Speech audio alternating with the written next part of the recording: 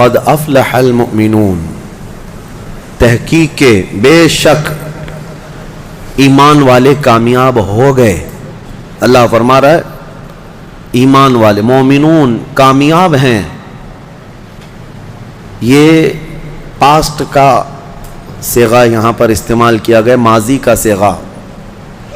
قد افلح المؤمنون، مومنین کامیاب ہو چکے، ہوں گے نہیں، ہو چکے۔ اصل مسئلہ یہ ہے کہ ایمان جسے مل گیا وہ سب سے بڑی کامیابی ملی ہے، اسی لیے کہ اسی پر نجات ہے اور اسی پر جنت بھی ہے۔ لیکن اللہ تعالیٰ نے پھر آگے بیان فرمایا کون سے مومنین کامیاب ہیں۔ صرف مومنین کامیاب ہیں تو لوگ ہم سے یہ سوال کرنے لگ جاتے ہیں کامیابی کا کیا مطلب ہے، آج تو ہم در در کی ٹھوکریں کھا رہے ہیں، ہمارے پاس تو کچھ نہیں ہے۔ لیکن اللہ تعالیٰ نے اس کے آگے مومنین کی صفات بیان فرمائی، کون سے مومنین کامیاب ہیں۔ الذین هم فی صلاتہم خاشعون، وہ مومن کامیاب ہیں جو اپنی نمازوں میں گڑ گڑاتے ہیں، اللہ کو یاد کرتے ہیں، یعنی خشوع کے ساتھ، دل کی حضوری کے ساتھ جو نماز پڑھتے ہیں۔ پہلی بات تو نماز ہی نہیں پڑھتے، دل کی حضوری بات کی بات ہے۔ جن مومنین کی کامیابی کے متعلق اللہ تعالیٰ نے فرمایا ہے وہ دل کی حضوری کے ساتھ نماز ادا کرنے والے ہیں، نمازوں میں گڑ گڑانے والے ہیں۔ والذین هم عن اللغو معرضون، اور وہ مومنین کامیاب ہیں جو فحش چیزوں سے محفوظ رہتے ہیں، فحش بدکاریوں سے، نہ وہ بری بات بولتے ہیں نہ برے کام کرتے ہیں، ان کی کامیابی کی اللہ ضمانت دے رہا ہے۔ اور جو چوری میں، ڈکیتی میں، زنا میں ملوث ہیں، ان کا کیا اس سے تعلق ہے کامیابی سے۔ والذین هم للزکاة فاعلون، اور جو زکوٰۃ مکمل طور پر دیتے ہیں وہ مومنین کامیاب ہیں۔ 5ویں نمبر پہ والذین هم لفروجہم حافظون، اور وہ مومنین کامیاب ہیں جو اپنی شرمگاہوں کی حفاظت کرتے ہیں۔ اللہ تبارک و تعالیٰ نے یہاں پر جن مومنین کی کیٹیگری بیان کی ہے اس میں اگر ہم فٹ بیٹھتے ہیں تو پھر سوال بھی کریں آپ کہ ہماری کامیابی کہاں ہے، اور نہیں ہے تو پھر اس کی اصلاح کریں۔ نمازوں میں کہیں کمی ہوگی، یا لغویات میں ہوں گے، یا زکوٰۃ میں کم ہوں گے، یا پھر جو ہے اپنی حفاظت میں کمی ہوگی، کہیں نہ کہیں کوئی کمی ہوگی، ورنہ رب تبارک و تعالیٰ کا وعدہ برحق ہے کہ اللہ تعالیٰ نے جب قرآن میں کوئی چیز فرمایا کہ وہ کامیاب ہے تو کامیاب ہو کے رہے گا۔ اللہ کریم ہمیں ان اعلیٰ صفات والے مومنین میں شامل فرمائے۔ سورۃ المؤمنون میں اللہ تعالیٰ نے اور بھی دیگر ہمارے لیے احکام بیان فرمائے ہیں۔ اس میں اخیر میں اللہ تبارک و تعالیٰ اس کی آخری جو آیتیں ہیں وہ بڑی ہی ہمارے لیے درس والی ہیں اور ایک جھنجھوڑنے والی آیتیں ہیں۔ اللہ فرماتا ہے افحسبتم انما خلقناکم عبثا وانکم الینا لا ترجعون، کیا تم یہ سوچ کر کے بیٹھے ہو کہ تم کو ہم نے بیکار میں پیدا کیا اور تم ہماری طرف نہیں لوٹائے جاؤ گے؟ یہ اللہ تعالیٰ کا سوال ہے۔ تم یہ سوچ کر کے بیٹھے ہو کہ تم کو ایسی فالتو پیدا کیا گیا، بیکار میں پیدا کیا گیا؟ نہیں، تمہارا ایک بہت بڑا مقصد ہے پیدا کرنے کا۔ اللہ تعالیٰ نے ایک مچھر بھی دنیا میں بغیر کسی مقصد کے نہیں پیدا کیا، ہر ایک کی غرض ہے۔ ہمیں بھی جو پیدا کیا گیا ہماری ایک غرض ہے، وہ کیا ہے؟ اللہ نے خود قرآن میں فرمایا وَمَا خَلَقْتُ الْجِنَّ وَالْإِنسَ إِلَّا لِيَعْبُدُونَ، میں نے جنات اور انسانوں کو صرف اس لیے پیدا کیا کہ وہ میری عبادت کریں۔ اللہ کی عبادت کرنا یہ انسان کی تخلیق کا مقصد ہے، اور جو انسان اپنے اصلی مقصد کو بھول گیا پھر وہ انسانیت سے بھی ہٹ گیا ہے، انسانیت سے بھی ہٹ گیا ہے۔ ایک عجیب و غریب بات ہے، جس نے پیدا کیا تمہیں اس کو انسان نہیں پہچان پا رہا آج، اور اسی کی عبادت نہ کر پا رہا ہو، تو پھر اب کس کا ہو سکتا ہے؟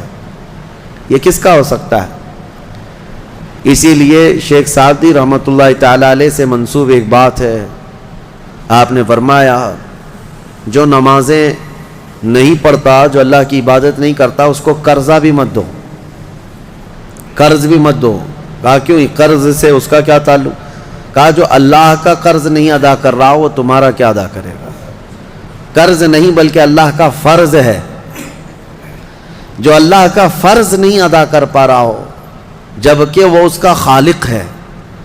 تمہارے سے کیا تعلق ہے انسانوں کا؟ زیادہ سے زیادہ چند دنوں تک دوستی ہو سکتی ہے، یا رشتے بھی ہیں تو سانس تک، اس کے بعد کہاں تعلق ہے تمہارے؟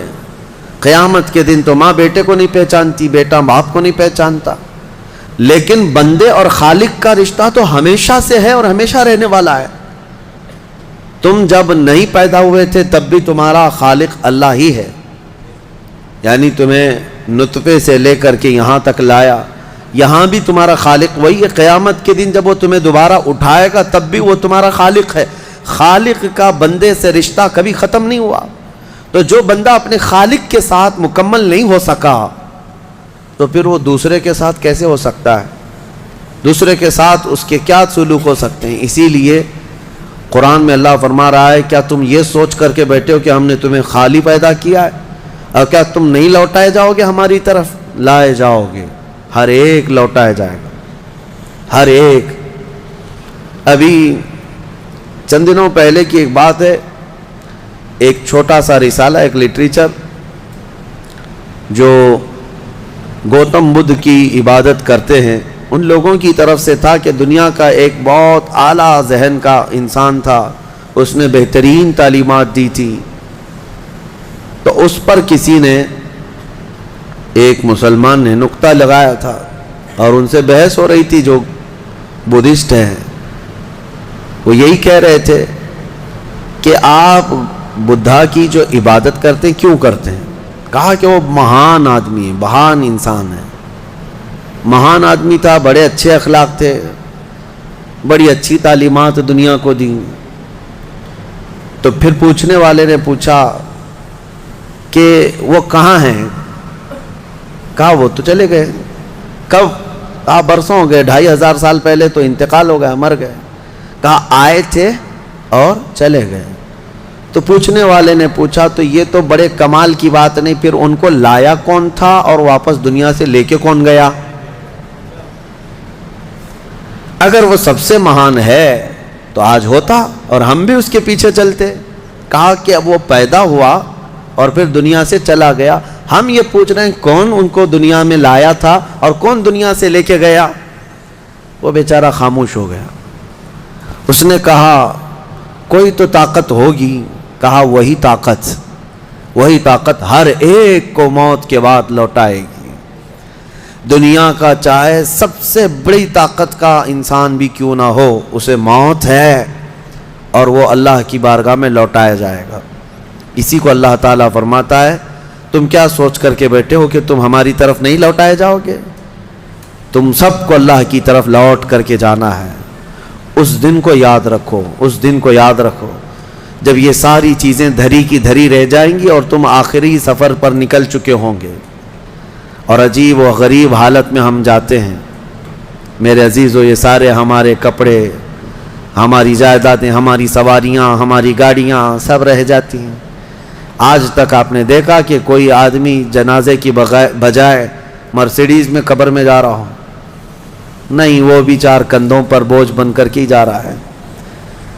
بڑی اعلیٰ قسم کی سواریاں وہ وہیں رہ جاتی ہیں، بڑے عمدہ لباس یہیں رہ جاتے ہیں. آخری سفر کا ایک مخصوص لباس ہے، ایک مخصوص انداز ہے اور ایک مخصوص طریقے سے لے جا کر کے قبر کے حوالے کر کے آ جاتے ہیں.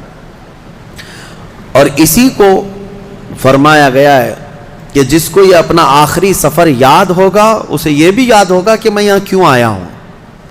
کبھی آج تک آپ نے اپنے اندر جھانک کر کے پوچھا، کبھی سوچا زندگی میں کبھی ایسا وقت آیا کہ ابھی جیسے مثال کے طور پر مسجد میں آ کر بیٹھے، ابھی میں آپ سے پوچھوں پکڑ کر کے کیوں آئے ہو یہاں پہ مسجد میں؟ فوراً آپ جواب دیں گے عبادت کے لیے آئے ہو. مسجد کائے کے لیے ہے؟ عشاء کا وقت ہو رہا تھا، نماز پڑھنے کے لیے آیا، یا محفل چل رہی تھی محفل میں آ گیا. یہ تو تمہارا مقصد ہے. ہر کام کا تمہارا مقصد ہوتا ہے. کبھی یہ سوچا میں دنیا میں کیوں آیا؟ پوری دنیا میں میں کیوں آیا؟ جس نے اس سوال کا جواب حاصل کر لیا وہ معرفت کو پہنچ گیا. جو صحیح طریقے سے اس جواب کو پہنچ گیا وہ اللہ کی معرفت حاصل کر لے گا۔ اسی لیے میرے عزیزو آگے رب تعالیٰ فرماتا ہے أَفَحَسِبْتُمْ أَنَّمَا خَلَقْنَاكُمْ عَبَثًا أَفَحَسِبْتُمْ أَنَّمَا خَلَقْنَاكُمْ عَبَثًا وَأَنَّكُمْ إِلَيْنَا لَا تُرْجَعُونَ۔ حضرت موسیٰ علیہ الصلوۃ والتسلیم کے متعلق ایک بات ملتی ہے۔ ایک چھپکلی تھی، دیوار پر چل رہی تھی۔ موسیٰ علیہ السلام نے پوچھا مولا اس کا کیا کام ہے، اس کا کیا کام ہے، یہ کیوں پیدا ہوئی ہے؟ چھپکلی کا ضروری نہیں کہ ہر ایک کی حکمت آپ کو معلوم ہو کون دنیا میں کیوں آیا۔ اللہ نے کوئی بھی چیز بغیر فائدے کے نہیں پیدا کی۔ رب تبارک و تعالیٰ نے ارشاد فرمایا موسیٰ تھوڑی دیر پہلے چھپکلی نے مجھ سے پوچھا کہ موسیٰ کو مولا تو نے کیوں پیدا کیا؟ حضرت موسیٰ علیہ السلام کا کیا کیا کام ہے؟ یہ ضروری نہیں کہ مخلوقات کو ایک دوسرے کی حکمتیں معلوم ہوں، ضروری نہیں ہے، لیکن اللہ تعالیٰ عبث بغیر کسی وجہ کے محض کسی کو نہیں پیدا کیا۔ بس اپنے مقصد زندگی کو سمجھو اور فالتو اپنی زندگی کو ضائع مت کرو۔ جو لوگ بیٹھے اسی طرح سے اپنی زندگی کو ضائع کر رہے ہیں ان نوجوانوں کو ایک دن احساس ہو جائے گا کتنی قیمتی چیز دنیا میں ضائع کر دیا انہوں نے، کتنی قیمتی چیز۔ کروڑوں کا معجون ملا کر کے بھی بڑھاپے کو جوان کر کے دکھا دو۔ یہ گیا وقت پھر ہاتھ آتا نہیں، صدا دور دورہ دکھاتا نہیں۔ آپ جس طرح سے تیزی سے اس دنیا کو کاٹتے ہوئے جا رہے ہیں، میاں ہم تو منٹ منٹ گن رہے ہیں۔ آج دیکھیں ہم 15 تراویح پڑھ چکے ہیں الحمدللہ، ابھی تو ہم چاند کے انتظار میں تھے۔ یوں ہی وقت آئے گا، اللہ آپ کو سلامت رکھے، ہماری زندگی کا بھروسہ نہیں، اگلا رمضان بھی پھر آپ بیٹھیں گے۔ بہت تیزی سے آپ کی زندگیاں گزرتی جا رہی ہیں اور اچانک ایک دن اعلان ہو جائے گا فلاں کا بیٹا انتقال کر چکا، جنازے میں حاضر ہو جاؤ۔ یہی زندگی ہے، اسی لیے عبث اپنی زندگی کو ضائع نہ کریں۔ جو زندگی کے لمحات ہیں ان میں کچھ نہ کچھ انویسٹ کر دو تاکہ قیامت کے دن شرمندہ ہونا نہ پڑے، ذلیل ہونا نہ پڑے، رسوا ہونا نہ پڑے۔ سورہ نمل آخری سورہ جو ہم نے تلاوت کی، چونٹی کے نام سے سورہ ہے، نمل چونٹی کو کہتے ہیں۔ اور ایک واقعہ اس میں ذکر ہوا ہے حضرت سلیمان علیہ السلام کا، کہ اللہ تعالیٰ نے سلیمان علیہ السلام کو ہر جانور، ہر پرندے کی بولی سکھائی تھی۔ وہ اللہ کے نبی سارے پرندوں کی بولیاں جانتے تھے۔ ان کا ایک واقعہ بھی موجود ہے کہ وہ اپنی مجلس جب سجاتے تو سارے پرندوں کو، سارے جانوروں کو حاضر ہونے کا حکم دیتے، سب آ جاتے۔ ایک مرتبہ سب کو حاضر ہونے کا حکم دیا، جنات بھی، انسان بھی، پرند بھی، چرند بھی، جانور بھی، سارے۔ پوری محفل کو دیکھتے ہیں، سلیمان علیہ السلام نظر ڈالتے ہیں اور کہتے ہیں اس میں ایک پرندہ غائب ہے جس کا نام ہدہد ہے، کہاں ہے یہ؟ وہ نظر نبی کی نظر ہے، امتی تو سب تھے لیکن جانوروں میں سے ایک پرندہ حاضر نہیں تھا۔ کہتے ہیں کہ مالی لا اری الہدہد، کہاں ہے؟ میں ہدہد کو نہیں دیکھ پا رہا ہوں، کہاں گیا ہے؟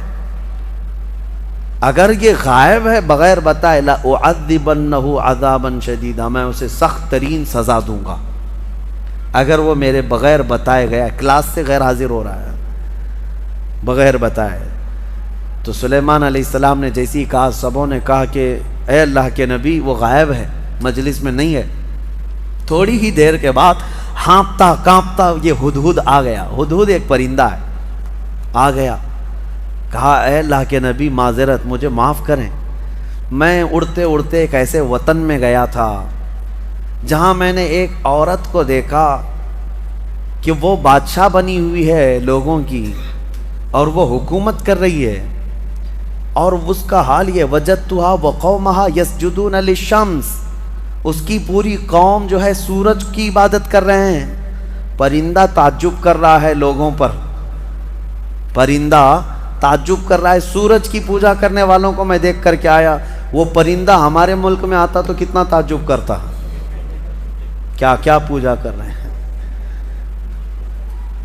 وہ پرندہ یہ سبا بلقیس ملکہ تھی، یہ رہنے والی تھیں یمن کی، اور حضرت سلیمان علیہ السلام فلسطین میں ہیں، اور یہ پرندہ یمن سے اڑ کر کے آیا اور کہا میں ایک ایسی عورت کو دیکھا جو حکومت کر رہی ہے اور اس کی ساری قوم سورج کی عبادت کر رہی ہے، ان کو عقل نہیں ہے اے اللہ کے نبی، اور شیطان نے ان کے اعمال سجا کر کے دے دیے ہیں ان کو اور بہکا کر کے رکھا ہے، کیا بتایا جائے، سب گمراہ ہیں۔ تو سلیمان علیہ السلام نے کہا ٹھیک ہے، تیرا عذر قابل قبول ہے کہ تو ایک ایسی خبر لے کر کے آیا ہے، کیونکہ سلیمان علیہ السلام کی حکومت تقریباً پوری دنیا پر قائم تھی ان کے دور میں۔ تو اب جب ان کی رعایا میں اس طرح کی بات پائی جا رہی ہے، یا کوئی دور دراز کوئی عورت حکومت کر رہی ہے چند لوگوں پر، اور یہ پرندہ خبر لے کر کے آیا، تو حضرت سلیمان علیہ السلام نے کہا ٹھیک ہے جا، میں تیرے ہی ہاتھ اسے پیغام بھیجتا ہوں۔ ایک خط لکھا جس میں شروع میں ہی لکھا بسم اللہ الرحمن الرحیم۔ یہ خط لے کر کے اس کو کہا کہ جا اس سے کہہ دے کہ تو اور تیری قوم یہ سورج کی عبادت چھوڑ کر اللہ وحدہ لا شریک کی عبادت کریں۔ تو یہ خط جب گیا تو یہ ہدہد جا کر کے وہ ملکہ سبا بلقیس کے پاس خط چھوڑ دیا۔ بلقیس نے خط اٹھا کر پڑھا اور پھر ڈر گئی کہ سلیمان کی طرف، وہ بادشاہ تھے اس وقت کے، سلیمان علیہ السلام کی طرف سے خط آیا، اپنے درباریوں کو بلایا، کہا کیا کروں، مشورہ دو۔ سبوں نے کہا ہم طاقتور ہیں، بہت لڑیں گے، دیکھا جائے گا سلیمان علیہ السلام کی فوج اگر آتی ہے تو ہم لڑیں گے، ماریں گے۔ بلقیس نے کہا نہیں، لڑائیوں میں نقصان کے علاوہ کچھ نہیں ہوتا، شہر کے شہر تباہ ہو جاتے ہیں، اگر وہ اپنی فوج لے کر ہمارے علاقے میں آئے تو سب مر جائیں گے، شہر بھی برباد ہوگا۔ ایک کام کرتی ہوں، اکثر بادشاہ ٹیکس کے لیے یہ سب کرتے ہیں، یعنی جیسے یہاں پر بھی ہوتا تھا کہ علاقے فتح کرتے تھے، اور اس علاقے کا جو نواب ہوتا یا راجہ ہوتا اگر وہ ٹیکس دینے لگ جائے تو چھوڑ دیا جاتا۔ تو بلقیس کہتی ہے کہ دیکھتے ہیں بڑے بڑے ہدیے، تحفے اور مال دے کر سلیمان علیہ السلام کو بھیج دیں گے کہ سال میں ہم لوگ اتنا دیتے رہیں گے، ہمیں چھوڑ دیجیے۔ کہا سب لوگوں نے یہ مشورہ پسند کیا، اور پھر بہت سارے تحفے اور ہدایہ لے کر کے لوگ سلیمان علیہ السلام کے پاس آئے اور پیش کیا، یہ ہماری ملکہ بلقیس کی طرف سے ہدیہ ہے، آپ کے لیے قبول فرمائیں۔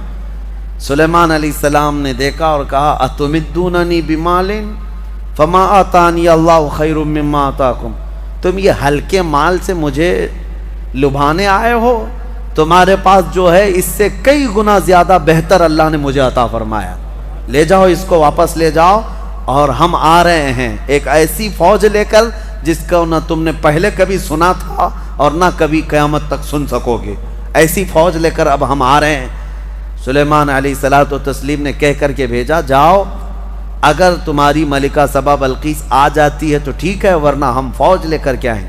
انہوں نے کہا ہم پیغام لے کر جاتے ہیں، اور جا کر کے کہا لوگوں نے کہ انہوں نے تو مال کا ایک قطرہ بھی نہیں پکڑا، ایک سکہ بھی نہیں لیا، واپس کر دیے۔ بلقیس نے کہا تب تو پھر وہ کچھ اور چاہتے ہیں۔ اس کا ایک تخت تھا جس پر وہ بیٹھتی، اس کے متعلق ہے کہ وہ سونے اور چاندی سے جڑا ہوا، 80 گز لمبا، 40 گز چوڑا، بہت بھاری، جو جواہرات سے جڑا ہوا، اور اس کو جہاں رکھا جاتا تھا 7 دروازے تھے، 7 پہرے دار تھے۔ وہ اپنے محل کے اندر اس تخت کو رکھتی اور اس پر بیٹھتی تھی، بلقیس ملکہ تھی۔ اب وہ اپنی فوج کے ساتھ یمن سے نکلی ہے، کہاں؟ فلسطین آنے کے لیے۔ سلیمان علیہ السلام کو خبر ہوئی تو اپنی مجلس سجاتے ہیں، اور اس کے بعد پوچھتے ہیں کوئی ہے میری مجلس میں جو بلقیس کے آنے سے پہلے اس کا تخت یہاں لے کر کے آ جائے؟ قرآن میں ہے قال عفریت من الجن انا آتیک بہ قبل ان تقوم من مقامک، اے اللہ کے نبی میں لے کر کے آ جاؤں گا۔ کون کہہ رہا ہے؟ ایک جن۔ عفریت من الجن کا مطلب ایک سرکش جن تھا، بہت بھاری دیو تھا، بڑا جن۔ وہ کہتا ہے کہ میں وہ تخت لے کر کے آ جاؤں گا۔ کب تک؟ کہتا ہے آپ کی مجلس ختم ہونے سے پہلے لے کے آؤں گا۔ جنات کی بڑی طاقت ہوتی ہے، اسی لیے بہت سارے بابا لوگ جنات کو قبضے میں کرنے کی کوشش کرتے ہیں، ہاں کیا کیا عمل کر کر کے موکل حاصل کرنے کے لیے کوشش کرتے ہیں۔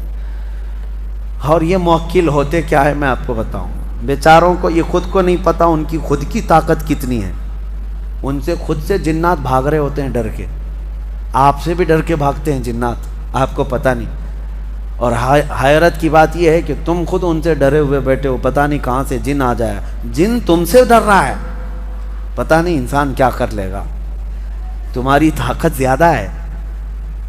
تو جن نے جب یہ کہا کہ آپ کی مجلس ختم ہونے سے پہلے میں لے کے آؤں گا، سلیمان علیہ السلام نے کہا اس سے بھی جلدی کوئی لا سکتا ہے؟ قرآن میں ہے قال الذی عنده علم من الکتاب انا آتیک به قبل ان یرتد الیک طرفک۔ سلیمان علیہ السلام کی امتیوں میں سے ایک انسان جو اس وقت کے ولی تھے حضرت آصف بن برخیہ کھڑے ہوئے، کہا اے اللہ کے نبی میں لے کے آؤں گا۔ کہا کب تک لاؤ گے؟ کہا آپ کی پلک جھپکنے سے پہلے لاؤں گا، آپ کی پلک جھپکنے سے پہلے میں لاؤں گا۔ یہ قرآن کے الفاظ میں بتا رہا ہوں۔ فلما رآہ مستقرا عنده، ابھی سلیمان علیہ السلام بات کمپلیٹ کر رہے تھے، سلیمان علیہ السلام نے گھوم کر کے دیکھا تو وہ تخت لا چکے تھے۔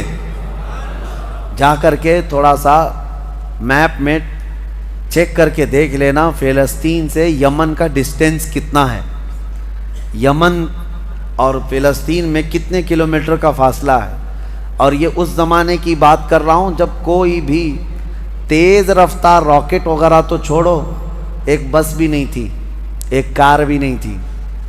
اس وقت کوئی سواریاں اگر تھیں تو صرف اونٹ اور گھوڑے تھے، اس کے علاوہ کوئی نہیں، انٹرنیٹ نہیں تھا، موبائل نہیں، اور نہ ہی فاسٹ۔ میاں میں یہ نہیں کہہ رہا کہ ای میل آیا، میں یہ کہہ رہا ہوں پورا تخت آیا، پورا تخت آیا، فزیکلی پکڑ کے دیکھ سکتے ہو، یہ نہیں ہے کہ صرف اس کی تصویر آئی تھی۔ اب میں آپ کو بتاؤں سلیمان علیہ السلام نے جب یہ دیکھا تو کیا کہتے ہیں جانتے ہیں؟ اچھا ایک بات میں آپ کو بتا رہا ہوں، سلیمان علیہ السلام کون ہے؟ اللہ کے نبی ہیں، اور تخت جو لائے وہ کون ہے؟ اللہ کے ولی ہیں، نبی نہیں تھے، وہ ولی تھے۔ سلیمان علیہ السلام خود بھی تو لا سکتے تھے، ارے وہ جنات سے پوچھ رہے ہیں اور اپنے امتیوں سے پوچھ رہے ہیں، سلیمان علیہ السلام خود بھی تو لا سکتے تھے۔ یہ عقل کے اندھوں کو اس میں درس ہے جو نبی کی طاقت پر سوال کرتے ہیں۔ سلیمان علیہ السلام لا ضرور سکتے تھے، لیکن یہ چھوٹا کام ان کے ذہن نہیں دیتا تھا، ان کے امت کا ایک چھوٹا آدمی بھی یہ کام کر سکتا تھا۔ لوگ تو آج یہ پوچھتے ہیں کہ نبی کو پیٹھ پیچھے کا علم نہیں، دیوار پیچھے کا علم نہیں، تمہارے باپ کی 70 پشتوں کا بھی علم میرے مصطفیٰ کو ہے۔ نبی پاک صلی اللہ تعالیٰ علیہ وسلم کو ہر شے کا علم اللہ نے عطا کیا ہے، اور طاقت و قوت کا عالم بھی یہی ہے۔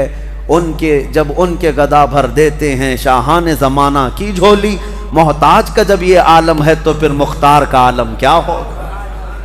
محتاج کا جب یہ عالم ہے تو مختار کا عالم کیا ہوگا؟ اور وہ نبی نہیں تھے، ولی تھے، تخت لائے۔ سلیمان علیہ السلام نے اس بات پر کیا کہا؟ ھذا من فضل ربی، یہ نہیں کہا دیکھو میری طاقت کتنی ہے، کہا یہ جو کچھ بھی ہوا یہ میرے رب کے فضل سے ہوا، میرے رب کے فضل سے۔ لوگوں ہمیشہ اس بات کو یاد رکھو، ہمارے ہاں پہلے رواج تھا گھروں کے اوپر بھی ایک تختی لکھ کر کے لگائی جاتی تھی، ھذا من فضل ربی ہوتا تھا، گھروں پر یہ لگائے جاتے تھے۔ کیوں؟ گھر میں نے بنایا ہے، محنت سے بنایا، کمایا ہے، چڑھایا ہے، دیواریں چھت ڈالی ہے، لیکن لاسٹ میں یہ جملہ لکھتے تھے یہ سب میری طرف سے نہیں، ھذا من فضل ربی، یہ میرے رب کے فضل سے ہے۔ یہ ہمیشہ مسلمانوں کو یاد رکھنا چاہیے۔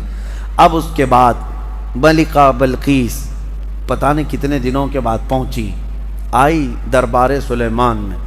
جب حاضر ہوئی تو حضرت سلیمان علیہ السلام نے کہا تھا نکروا لہا عرشہا، اس کے تخت کو جو ہے جگہ جگہ سے تھوڑا سا ڈیمیج کر کے رکھو، سوراخ کر کے رکھو، تخت اسی کا ہے بلقیس کا۔ جب وہ آئیں سلیمان علیہ السلام کے پاس تو سلیمان علیہ السلام اس کو تخت کے پاس لے گئے۔ اہٰذا عرشکی، تیرا تخت بھی ایسا ہی ہے جس پر تو بیٹھتی ہے، تیرا تخت بھی ایسا ہی ہے؟ وہ غور سے دیکھتی ہے، قالت کأنہ ہوا، ایسا ہی نہیں یہی ہے، یہ تخت ایسا ہی میرے تخت کی طرح نہیں، یہی ہے میرا تخت۔ اور اس کے بعد جب اس نے طاقت سلیمان کو دیکھا تو کہتی ہیں اسلمت مع سلیمان للہ رب العالمین، میں سلیمان علیہ السلام کے ساتھ رب العالمین اللہ پر ایمان لے آتی ہوں۔ اسلمت کا مطلب ہوتا ہے اسلام لائی۔ ملکہ بلقیس بھی اسلام لائی، ہاں سبا بلقیس بھی اسلام لائی، یہ لفظ ہے اسلمت۔ انشاءاللہ اس زمانے کی بھی کوئی وکٹوریا ہوگی وہ بھی اسلمت کہے گی، جب طاقت مصطفیٰ کریم صلی اللہ علیہ وسلم کے مظاہرے دیکھے تو وہ اسلمت کہے گی کہ میں اسلام لائی۔ یہ واقعہ سورہ نمل میں موجود ہے۔ اس کے بعد سلیمان علیہ السلام ایک وادی سے گزر رہے تھے، اس وادی میں چونٹیاں بہت زیادہ تھیں، تو ایک چونٹی کہتی ہے جو رانی تھی کہ چونٹیوں جلدی جلدی اپنے سوراخوں میں چلے چلو کہ سلیمان علیہ السلام اور ان کا لشکر آ رہا ہے اور کہیں وہ بے خبری میں تمہیں روند نہ دیں۔ یہ جملہ جو ہے قرآن میں ہے۔ چونٹی کہتی قالت یا ایھا النمل ادخلوا مساکنکم لا یحطمنکم سلیمان وجنودہ وہم لا یشعرون۔ سلیمان اور ان کی جو فوج ہے کہیں وہ بے خبری میں تمہیں روند نہ دیں، جلدی جلدی اندر چلو۔ وادی نمل جو ہے نا، یہ چونٹیوں کی وادی، تفسیر میں یہ بتایا گیا ہے کہ ابھی 4.5 کلومیٹر دور تھی، 3 میل یعنی 4.5 کلومیٹر دور سلیمان علیہ السلام ابھی نکلے تھے۔ اسی وقت چونٹی کو پتہ چل گیا کہ اللہ کے نبی اور ان کی فوج، ان کی امت آ رہی ہے، اور جب اس چونٹی نے یہ بات کہی سب دوڑنے لگی اپنے سوراخوں میں۔ تو اب آگے کی آیت سنو، حیرت ہوتی ہے۔ سلیمان علیہ السلام کے بارے میں قرآن کہتا ہے فَتَبَسَّمَ ضَاحِكًا مِّن قَوْلِهَا، چونٹی کی یہ بات سن کر کے حضرت سلیمان علیہ السلام مسکرا پڑے۔ سلیمان علیہ السلام مسکرا پڑے۔ کبھی آپ نے چونٹی کی بات سنی؟ مچھر کی تو سمجھ میں آتی ہے، کان کے پاس آ کر کے گھیں گھیں گھیں کرتا ہے، لیکن میں نے تو چونٹی کی آج تک نہیں سنی۔ آپ نے سنی ہے؟ ہوتی ہے آواز اس کی بھی آواز ہوتی ہے، اور آواز بھی اگر سن لیا تو بات کیا کر رہی ہے کون بتائے۔ لیکن قرآن میں ہے حضرت سلیمان علیہ السلام اس چونٹی کی بات پر ہنس پڑے، مسکرا دیے، وہ بھی 4.5 کلومیٹر دور۔ ابھی سلیمان علیہ السلام اس وادی میں پہنچے نہیں اور چونٹی کی بات اتنی دور سے سن لیا۔ میرے عزیزو، وہ بنی اسرائیل کے نبی سلیمان علیہ السلام کے کان ہیں جو چونٹیوں کی آواز کو سنتے ہیں، اور ہم محمد الرسول اللہ کی طاقت کی بات کر رہے ہیں۔ اس یوں ہی بریلی کے امام نے نہیں کہا تھا دور و نزدیک کے سننے والے وہ کان لالے کرامت پہ لاکھوں سلام۔ قرآن جب کہتا ہے کہ چونٹی کی بولی ہوئی بات اللہ کے نبی سلیمان علیہ السلام سن سکتے ہیں، تو امتی کا پکارا ہوا، امتی کی پکاری ہوئی فریاد مدینے کے تاجدار کیوں نہیں سن سکتے؟ سنیں گے، ضرور سنتے ہیں۔ ہم یہاں سے پکاریں وہ وہاں سے سنیں، مصطفیٰ کی سماعت پہ لاکھوں سلام۔ یہ اپنے اپنے نصیبے کی بات ہے میرے عزیزو۔ جس کو لگتا ہے نہیں سنتے، جس کو لگتا ہے کہ وہ نہیں سنتے، اللہ کرے کہ وہ یوں ہی جل جل کر کے مر جائے، اس کی دنیا میں بھی کوئی نہ سنے گا اور آخرت میں بھی اس کی کوئی نہ سنے گا۔ اور ہم یہ عقیدہ رکھتے ہیں میرے آقا یہاں بھی سنتے ہیں وہاں بھی سنتے ہیں۔ اسی لیے حدیث میں ہے کہ جب قیامت کے دن کوئی تمہاری نہیں سن رہا ہوگا، اس وقت میں تمہاری سن رہا ہوں گا، اور حضور اس وقت کہہ رہے ہوں گے انا لہا، آؤ میں تمہاری شفاعت کے لیے ہوں۔ اللہ کریم ہمیں حضور کے جلووں میں زندگی عطا فرمائے، ان کے قدموں میں موت عطا فرمائے۔ وآخر دعوانا ان الحمدللہ رب العالمین۔ السلام علیکم۔ یہ گمراہی کا دور ہے، ابھی بہت زیادہ فتنے پھیلے ہوئے ہیں۔ میں آپ کو بتا دوں، آدم علیہ السلام دنیا کے سب سے پہلے انسان اور سب سے پہلے نبی اور سب سے پہلے رسول جب دنیا میں تشریف لائے آدم علیہ السلام، تو جب وہ تشریف لائے تو ان کے بعد ان کی اولاد کا جو سلسلہ شروع ہوا، تو سب سے پہلا بیٹا پیدا ہوا حابیل، سب سے پہلا بیٹا حابیل۔ آدم علیہ السلام کے بچے جو ہوتے تھے، روز ایک لڑکا ایک لڑکی، روزانہ حضرت حوا حاملہ ہوتی اور شام تک ان کو بچے ہو جائے، 2 بچے۔ اللہ کی قدرت کاملہ ہے، کیونکہ نسل انسانی کو اس وقت بڑھانا تھا، تو روزانہ 2 بچے، ایک لڑکا اور ایک لڑکی۔ پہلے دن پیدا ہوئے حابیل، اور اس کے بعد ان کے ساتھ جو پیدا ہوئی وہ اقلیمہ نام سے تھی۔ دوسرے دن جو پیدا ہوئے وہ قابیل اور اس کے ساتھ یہودا نام کی لڑکی پیدا ہوئی۔ اب قانون شریعت یہ تھا آدم علیہ السلام کی امت کا، امت کون ہے؟ ان کی اولاد ہی۔ اب قانون آدم علیہ السلام چونکہ رسول تھے، شریعت کا قانون یہ تھا کہ آج جو پیدا ہوا لڑکا ہے وہ کل پیدا ہونے والی لڑکی کے ساتھ نکاح کر سکتا ہے۔ سیم ڈے والی لڑکی اس کی سگی بہن مانی جاتی، حالانکہ سب بہن ہیں، لیکن سیم ڈے جو پیدا ہوئی وہ لڑکی اور وہ لڑکا شادی نہیں کر سکتے۔ اور آدم علیہ السلام کی شریعت کا ہی یہ قانون۔ میں یہاں رک کر کے تھوڑی بات بتانا چاہوں گا۔ آج جو لڑکا پیدا ہوا ہے وہ کل جو لڑکی پیدا ہو رہی، یہ دونوں بھائی بہن ہیں یا نہیں؟ ایک ہی ماں سے ہیں اور ایک ہی باپ سے ہیں، لیکن چونکہ اس وقت کوئی آبادی ہی نہیں تھی، کوئی دوسری آبادی ہی نہیں تھی، شادی ہونا ہے تو انہی میں ہونا ہے، نسل پیدا ہونا ہے تو انہی میں ہونا ہے۔ یہ آدم علیہ السلام کی شریعت میں جائز تھا۔ اب کیا ہمارے لیے یہ جائز ہے کہ آج تم پیدا ہوئے اور 10 سال بعد تمہاری ماں سے دوسری لڑکی پیدا ہوئی تو اس سے تم نکاح کر سکتے ہو، چاہے 50 سال بعد پیدا ہو؟ نہیں، سگی بہن ہے تو اس سے نکاح حرام ہے۔ کل میں نے آپ کو بتایا تھا محرمات عورتیں کیا ہے۔ یہ بات میں اس لیے آپ کے سامنے رکھ رہا ہوں کہ کچھ لوگ جو اپنے آپ کو صوفی کہتے ہیں اور تصوف کا لبادہ اوڑھ کر کے ابھی ایک بہت بڑا ڈھکوسلا چل رہا ہے لوگوں میں گمراہی لانے کے لیے، ان کو شریعت سے کوئی مطلب نہیں ہے۔ وہ کہتے ہیں ہم طریقت والے ہیں، وہ معرفت والے ہیں۔ ان کے ہاں کیا ہے، ایک چیز وہ دلیل کے طور پر لاتے ہیں کہ سجدہ کرنا اپنے پیر و مرشد کو یا قبروں کو یا اولیاء کو جائز ہے۔ وہ اس لیے کہتے ہیں کہ کیا آپ کو نہیں پتہ آدم علیہ السلام کو سارے فرشتوں نے سجدہ کیا تھا؟ آدم علیہ السلام کو سجدہ کرایا گیا تھا نا، لیکن یہ انہیں فرق نہیں معلوم۔ فرشتوں کا سجدہ تھا آدم علیہ السلام کے لیے، وہ عبادت کا سجدہ نہیں تھا، وہ تعظیم کا سجدہ تھا۔ وہ کیا تھا؟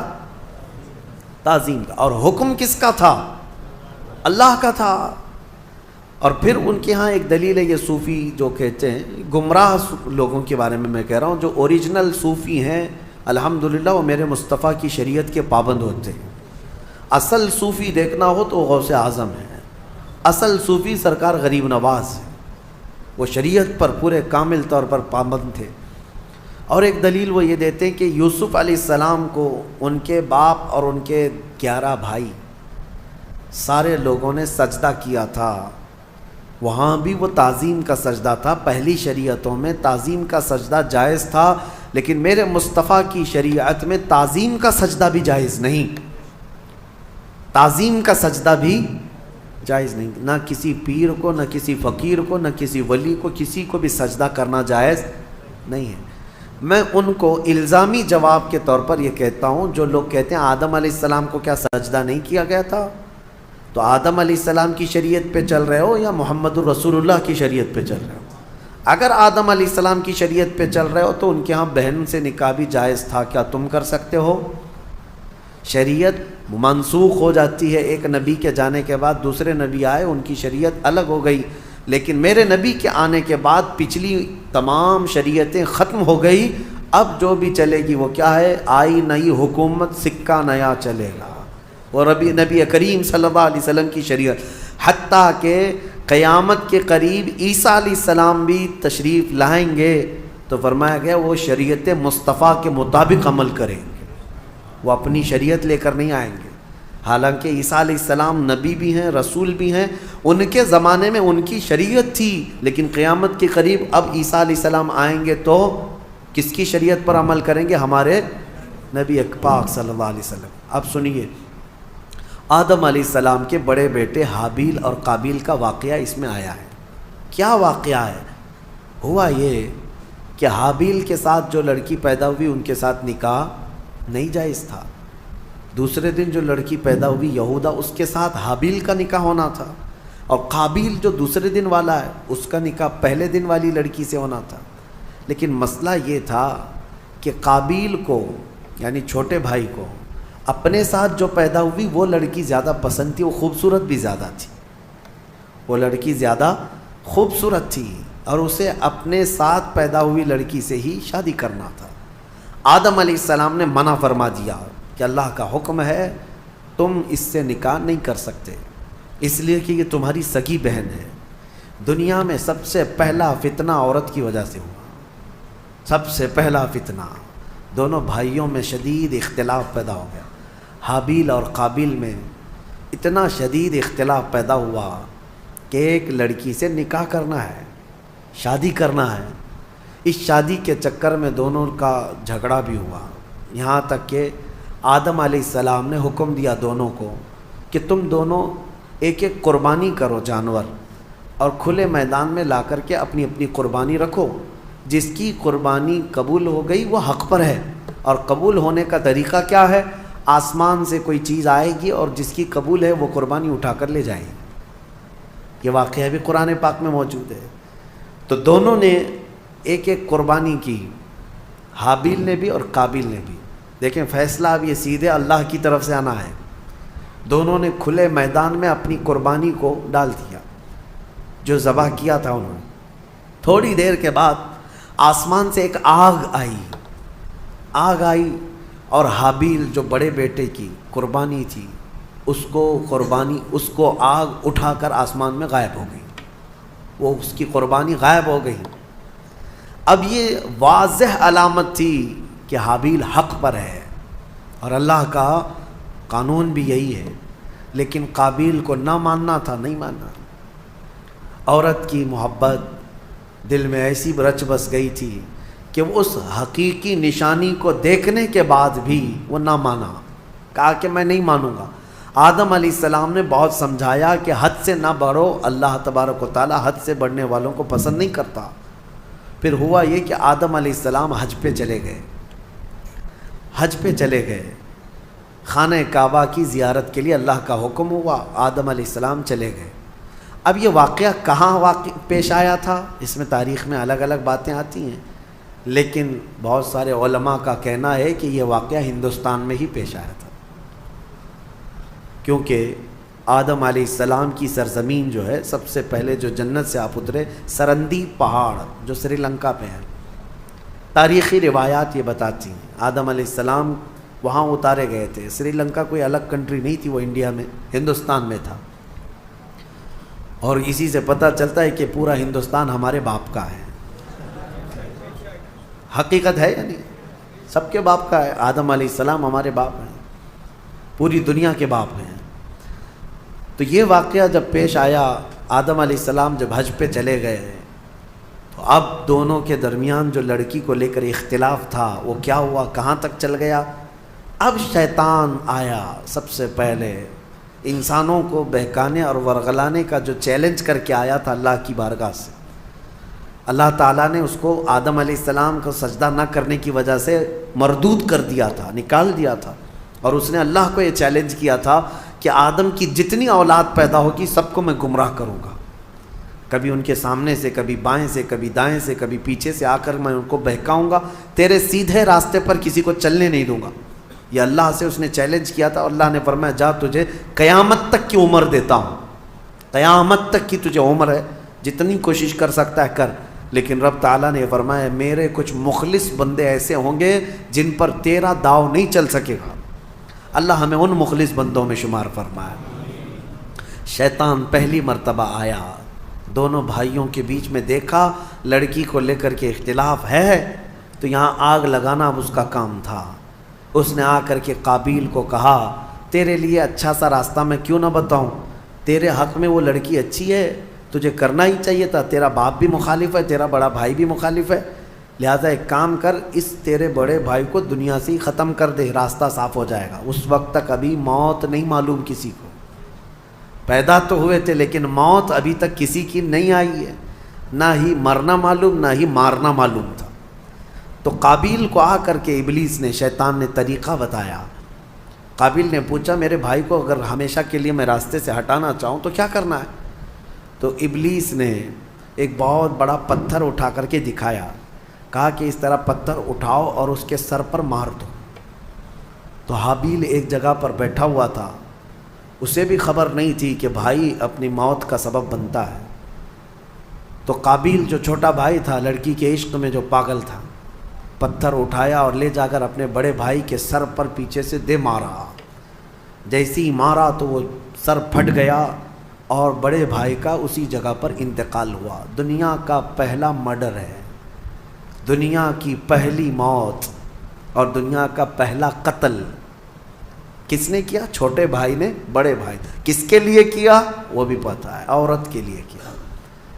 ہوا یہ کہ قتل کرنے کے بعد اب یہ تک نہیں پتا تھا اس کو کہ کرنا کیا اس لاش کا۔ اللہ فرماتا ہے فَبَعَثَ اللَّهُ غُرَابًا يَبْحَثُ فِي الْأَرْضِ، اللہ تعالیٰ نے کوے کو بھیجا۔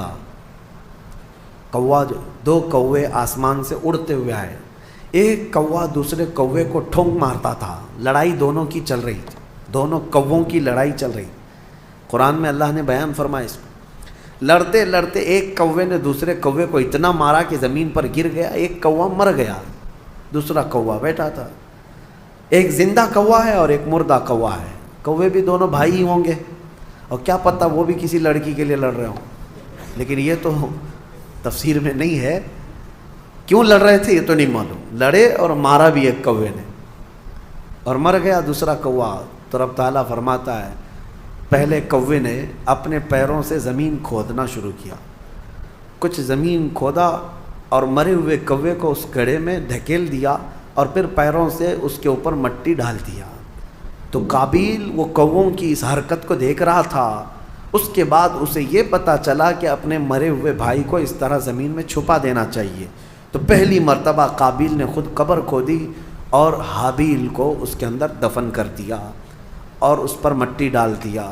یہ دنیا کا پہلا قتل تھا ایک عورت کے حصول کے لیے، لیکن بتایا گیا کہ اس قابیل کو بھی وہ عورت نہیں مل سکی۔ آدم علیہ السلام جب تشریف لائے تو شریعت کا حکم عدولی اور پامالی کرنے کے سزا دی گئی اس شخص کو، قابیل کو۔ عورت نہ اس کو ملی نہ اس کو ملی۔ یہ دنیا ایسی ہے جس کو امام اہل سنت فاضل بریلوی رحمۃ اللہ علیہ نے کیا ہی بہترین انداز میں فرمایا، شہد دکھائے زہر پلائے، قاتل ڈائن شوہر کش، اس مردار پہ کیا للچائے، دنیا دیکھی بھالی ہے۔ ہاں یہ شہد دکھتا ہے ہوتا زہر ہے۔ اب اس کے بعد آیت جو آئی ہے وہ ہمارے لیے سب سے بڑی عبرت کی آیت۔ رب تعالیٰ فرماتا ہے من اجل ذالک کتبنا علی بنی اسرائیل، اسی وجہ سے اللہ فرماتا ہم نے یہ لکھ دیا کہ جس نے کسی ایک جان کو قتل کیا، ایک جان کو قتل کیا، اللہ فرماتا ہے فکأنما قتل الناس جميعا، گویا کہ اس نے پورے انسانوں کا قتل کیا، پورے انسانوں کا قتل کیا۔ ومن احیاها فکأنما احیا الناس جميعا، اور جس نے کسی ایک جان کو بچایا گویا کہ اس نے پورے انسانوں کو بچایا۔ یہ اللہ کا قانون ہے، جس نے ایک قتل کیا اس نے پورے انسانوں کا قتل کیا۔ اب یہاں سے قیامت تک جتنے مرڈر ہوں گے، قتل ہوں گے، ان سب قتل اور مرڈر کا گناہ اس قابیل کو دیا جائے گا جس نے سب سے پہلا قتل دنیا میں کیا۔ لیکن کوئی یہ نہ سمجھے کہ اس کو نہیں ملے گا، سب قابیل پہ جائے گا۔ ہاں یہ سوچ کر کے مرڈر شروع ہو جائے۔ قتل کرنے کا گناہ خود کا گناہ تو ہے ہی، لیکن اتنا بڑا گناہ اس کو بھی دیا جائے گا جو فرسٹ ٹائم شروع کیا ہے۔ اور اسی قاعدے کے مطابق کوئی بھی برا کام تم شروع کر رہے ہو، یاد رکھو اگر اس کی پیروی کرتے دوسرے لوگ بھی وہ گناہ میں ملوث ہوئے، ان سب کے گناہ کا بوجھ بھی تمہارے اوپر ڈالا جائے گا۔ ہو سکے تو کوئی نیا کام اچھا شروع کر دو تاکہ اس کی فالو کرتے کرتے لوگ ان کی نیکیاں تم تک آتی رہیں قیامت تک۔ کوئی برا کام تم نے، بہت سارے لوگ فیشن شروع کرتے ہیں، ان کو ایسا لگتا ہے کہ یہ میرا فیشن ہے، ایک نیا فیشن۔ گناہ کو اگر فیشن شروع کیا، نیکی کو فیشن بناؤ۔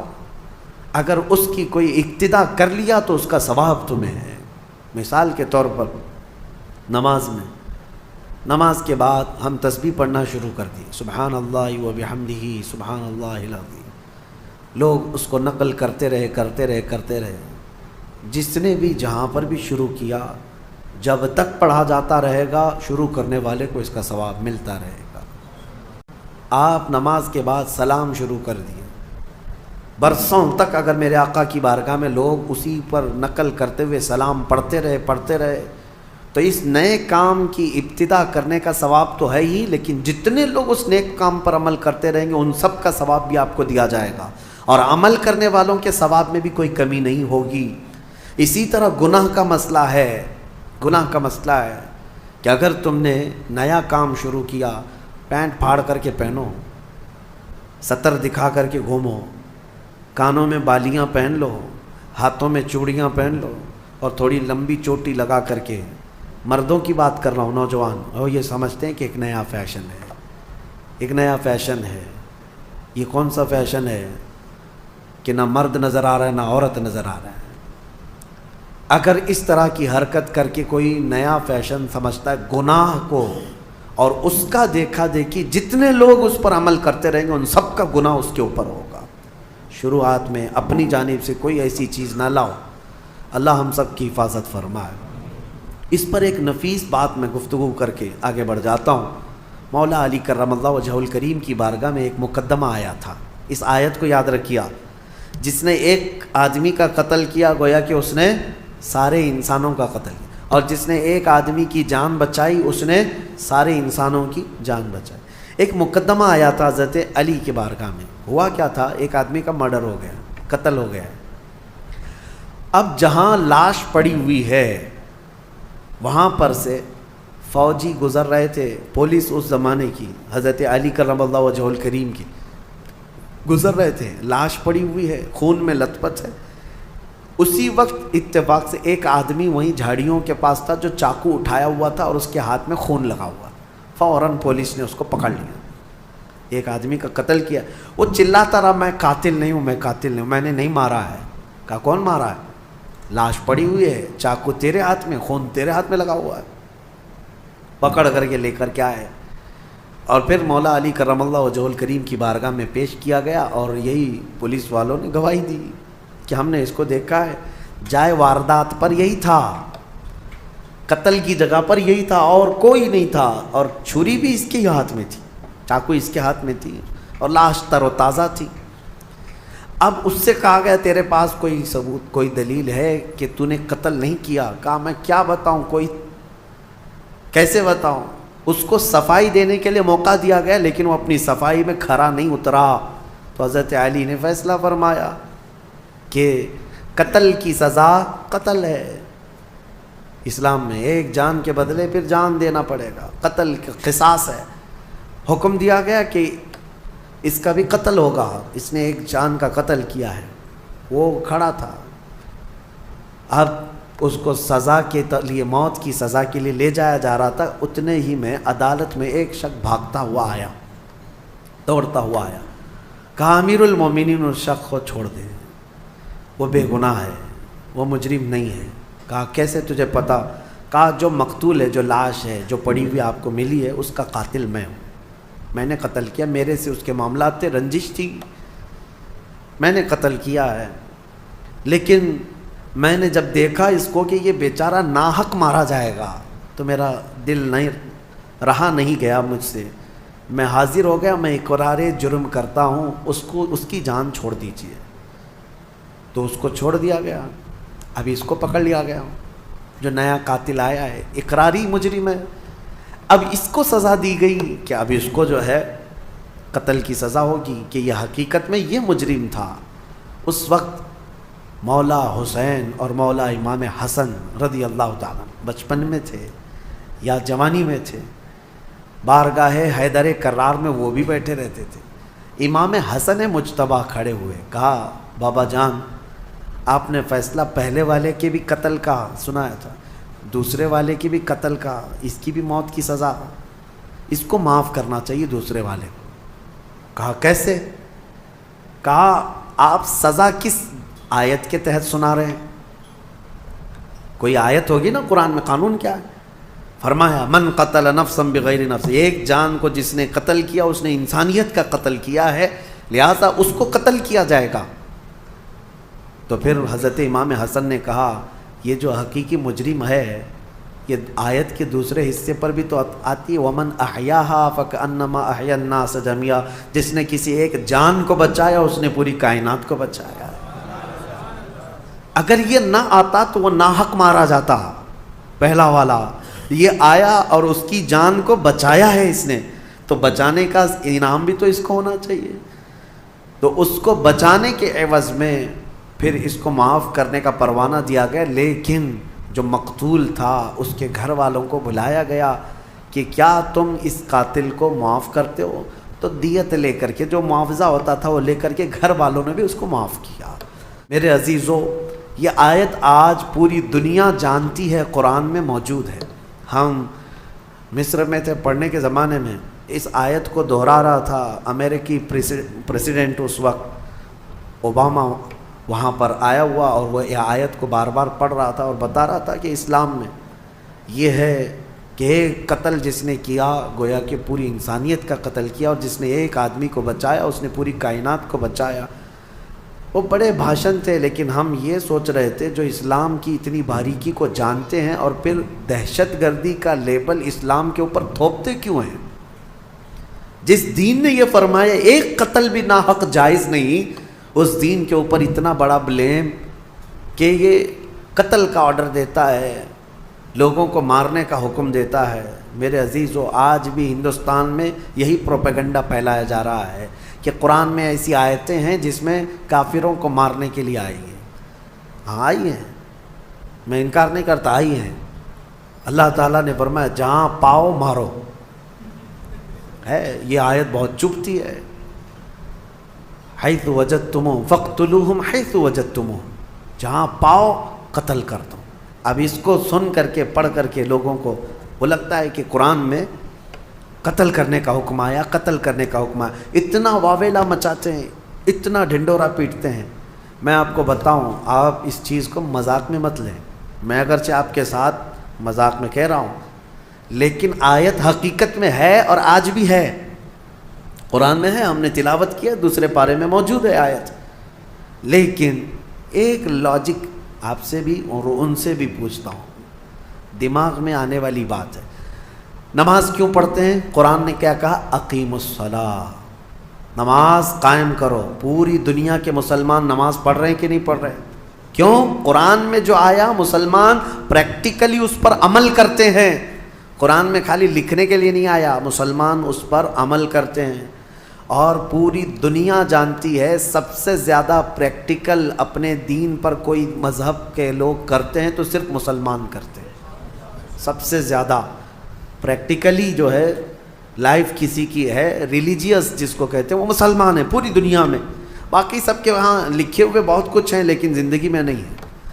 نماز پڑھنے کا حکم ہے، ہم نماز پڑھتے ہیں۔ زکوٰۃ دینے کا حکم ہے، ہم زکوٰۃ دیتے ہیں، ہے نا؟ حج کرنے کا حکم ہے، ہم حج کرتے ہیں۔ روزہ رکھنے کا حکم آیا، ہر سال رکھتے ہیں کہ نہیں؟ تو قتل کرنے کا حکم آیا، 1400 سال سے قتل کیوں نہیں کرتے؟ کیا جہاں مسلمانوں کی حکومت ہے مار رہے ہیں، قتل کر رہے ہیں؟ اور ان پاکھنڈیوں کو سوچنا چاہیے، اس ملک پہ 700 سال تک ہمارا راج رہا ہے۔ اگر اس آیت پر عمل کیے ہوتے تو ایک کیڑا بھی نہیں بچتا۔ اس آیت پر اگر عمل کیے ہوتے تو کوئی ایک مچھر اور ایک کیڑا بھی نہیں بچتا۔ انہیں سمجھنا چاہیے کہ اس کا ایک بیک گراؤنڈ ہے، اس آیت کا کس وقت نازل ہوئی، کس کے لیے نازل ہوئی، اور اس کو لا کر کے سب جگہ تھوپتے رہتے ہیں۔ میرے عزیزو، یہ ان کفار و مشرکین کے لیے تھا جنہوں نے صحابہ اکرام کا جینا دوبھر کر دیا تھا۔ اب میں آپ سے ان سے ایک سوال کرتا ہوں، ہمارے ملک میں کوئی دشمن ملک کا نام سنتے ہی ان کے دماغ میں ایک ہی ملک آتا ہے، بہرحال، اور دہشت گرد بھی، آتنکواد بھی وہیں کے ہوتے ہیں ان کے حساب سے۔ اگر 4 آتنکوادی گھس کر کے آ گئے ہیں میرے اپنے اس دیش میں، آپ کے ملک میں، اور وہ سڑکوں پر دندناتے ہوئے گھوم رہے ہیں، تو یہاں کی جو عدالت عالیہ ہے، ہائی کورٹ ہو، اوپر کی عدالت، وہ کیا آرڈر جاری کرے گی پولیس کو؟ جہاں پاؤ انکاؤنٹر کرو، جہاں پاؤ کیوں؟ دیش دروہی ہیں، ملک کو نقصان پہنچا سکتے ہیں، یہاں کے باشندوں کو بم سے اڑا سکتے ہیں۔ تو ایسے خطرناک ڈینجر لوگ اگر ملک میں داخل ہو گئے تو کامن سی بات ہے، ہر ملک والا یہی آرڈر جاری کرے گا کہ یہ جہاں نظر آئیں ان کو مار ڈالو، شوٹ کرو، وہاں اسپاٹ پہ شوٹ کرو۔ یہ آج کرنا جائز ہے، اور اسلام میں جو حکم آیا تھا اسی نہج پر تھا کہ مکہ سے صحابہ کو، رسول پاک صلی اللہ علیہ وسلم کو گھر بار سب چھوڑ کر کے جانا پڑا۔ ان ظالموں کو یہ نہیں معلوم کہ میرے آقا نے 3 سال تک پتے کھائے مکہ میں، مکہ والوں نے ایسا بائیکاٹ کر کے رکھا تھا، سلام کلام ہر چیز بند، تجارت لین دین سب بند تھا حضور پاک پر، چمڑے پانی میں ابال کر کے کھائے 3 سال تک۔ یہ ظلم کیا، کیا وہ سب انہیں نہیں پتا کہ بلال حبشی کو انگاروں میں سلاتے تھے، یہ پیر میں رسی باندھ کر کے سڑکوں پر کھینچتے تھے؟ حضرت خباب بن الارت کو، خبیب ابن عدی کو مسلح کر دیا تھا، ہونٹ کاٹے تھے، ناک کاٹے تھے، کان کاٹے تھے، آنکھوں میں گرم سلائیاں پھیری تھی، ناخنوں کو پکڑ سے کھینچا تھا۔ یہ دہشت گردی نہیں ہے؟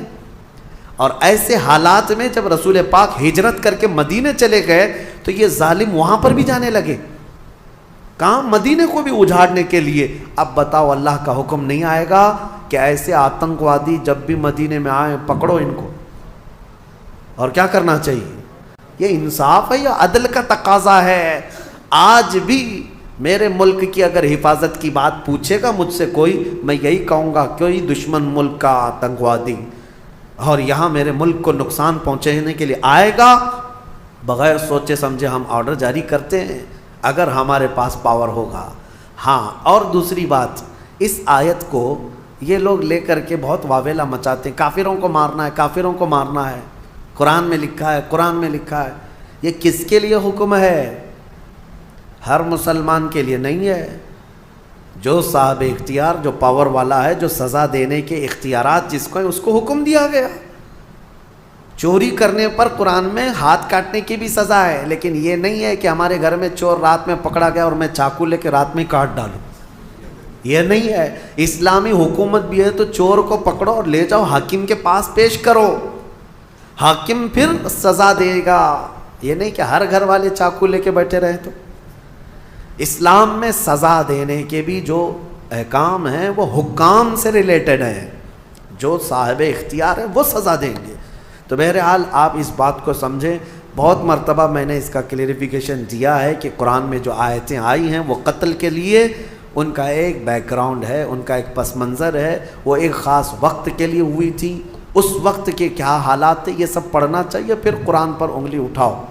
اللہ کریم ہم سب کو حقانیت پر قائم رکھے اور حق بولنے کی توفیق عطا فرمائے۔ میرے عزیزو، جہاد کے سلسلے میں بھی آیتیں آئی ہیں، میں کھل کر کے بتاؤں گا۔ یقیناً جہاد ایک مقدس لفظ ہے، نبی پاک صلی اللہ تعالیٰ علیہ وسلم نے جتنے جہاد فرمائے ان میں اکثر ڈیفنس کے لیے بھی ہوئے، ڈیفنس کے لیے ہوئے ہیں۔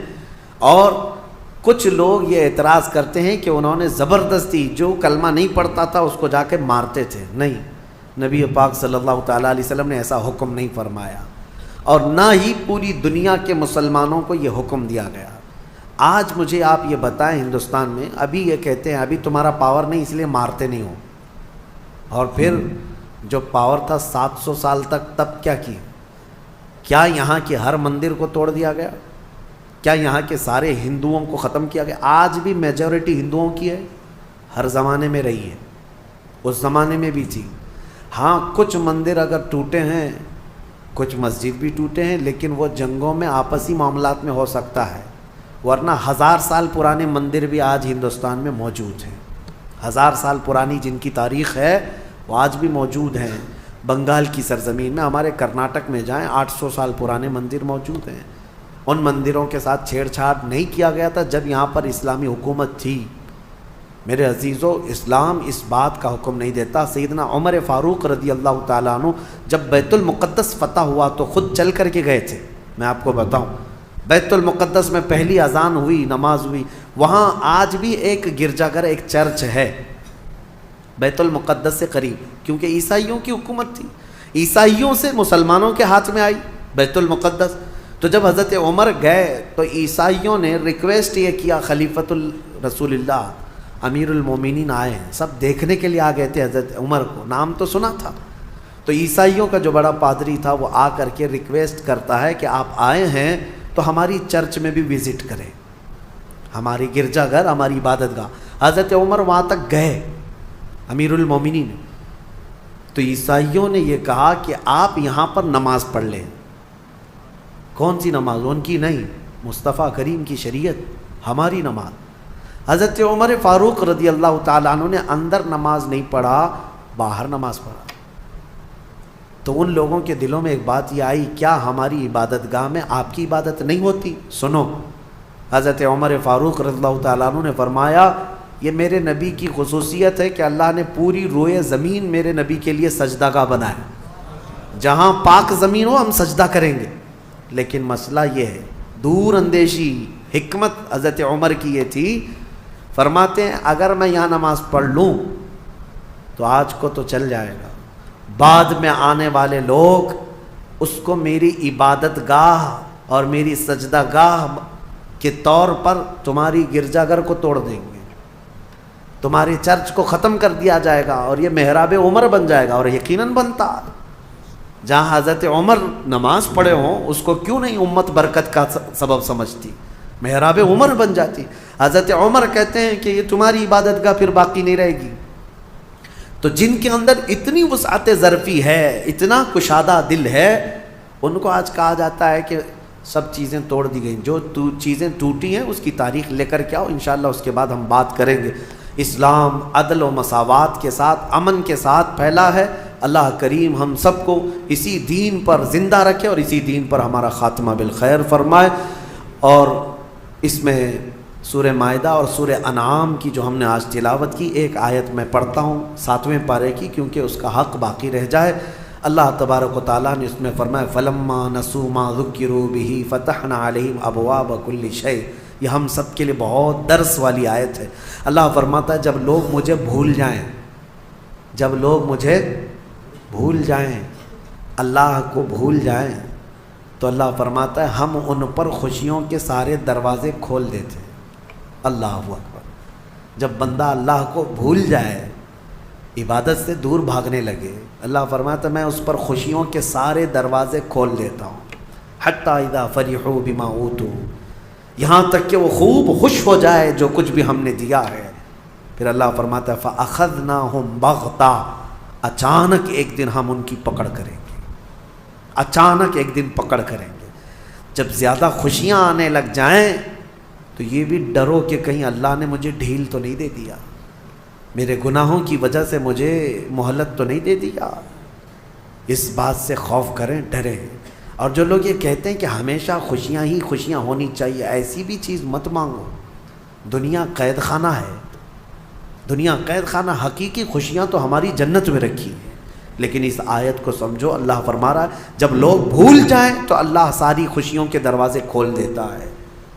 اور جو دوسروں کو آج خوش دیکھ رہے ہیں کہ کفار ہیں، مشرکین ہیں، ایک نماز نہیں پڑھتے، بڑی بڑی بلڈنگوں میں رہتے ہیں، دنیا ان سے تم مرعوب مت ہونا، ان کی جنت یہی ہے۔ ان کے لیے ساری خوشیوں کے دروازے اللہ نے کشادہ کر رکھا ہے۔ اگر تمہاری زندگی میں کوئی خوشی کم آتی ہے تو یہ سمجھ لو کہ اللہ نے ہمارا حصہ آخرت میں رکھا ہے۔ اللہ تبارک و تعالی ہم سب کو ان آیات بینات پہ عمل کی توفیق عطا فرمائے۔ وآخر دعوانا ان الحمد للہ رب